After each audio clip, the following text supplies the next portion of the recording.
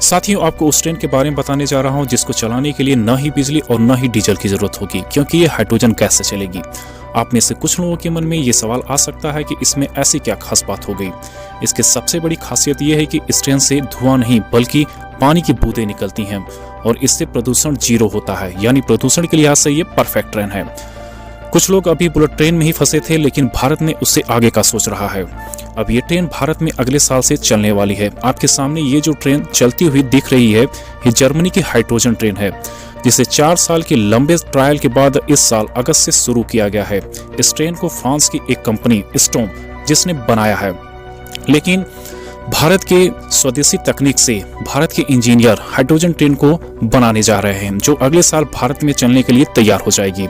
Rail मंत्री अश्विनी वैष्णव ने देश में दिसंबर 2023 से हाइड्रोजन गैस चलाने का ऐलान किया है। इस ट्रेन की डिजाइन अगले साल मई जून तक तैयार हो जाएगी और उसके अगले 6 महीने में ये पूरी तरीके से बन करके तैयार हो जाएगी। अब तक आपने डीजल व बिजली से चलने वाली ट्रेनें देखी होंगी या फिर उसमें यात्रा की होगी।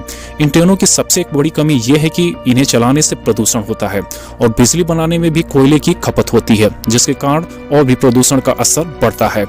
लेकिन हाइड्रोजन ट्रेन में ऐसा कुछ भी नहीं है। इस ट्रेन में हाइड्रोजन भरिए और ये सर पर दौड़ने के लिए तैयार है। हाइड्रोजन ट्रेन के फायदे बताने से पहले भारतीय रेल की डीजल से चलने वाली ट्रेनों से होने वाले नुकसान के बारे में बता देता हूं और भारत क्यों हाइड्रोजन ट्रेन लाना चाहता है, आइए जानते हैं।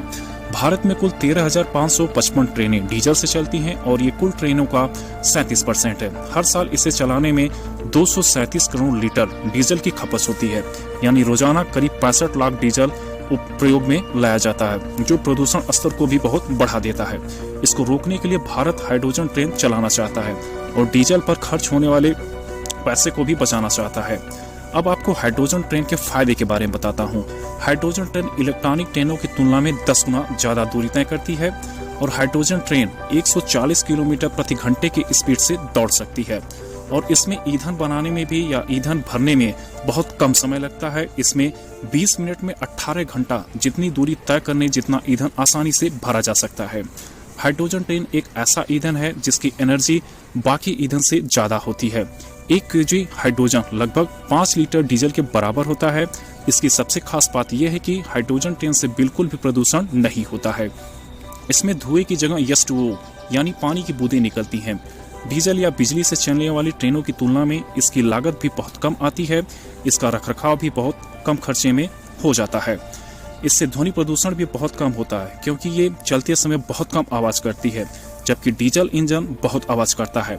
इतना सब कुछ जानने के बाद आपके मन में ये सवाल जरूर आएगा कि इस पे कितना खर्च आएगा। आइए जानते हैं, भारत इसे जर्मनी की तुलना में कितना सस्ता बना लेगा। जर्मनी में लगभग 27 ट्रेन की कुल लागत 4,897 करोड़ है, यानी कि एक ट्रेन का खर्च लगभग 182 करोड़ है, जबकि भारत में एक मेट्रो ट्रेन बनाने में 64 करोड़ का खर्च आता है। तो एक्सपर्ट का मानना यह है कि हाइड्रोजन ट्रेन को बनाने में लगभग 80 करोड़ का खर्च आएगा, जो कि जर्मनी के कंपैरिजन में बहुत ही कम है।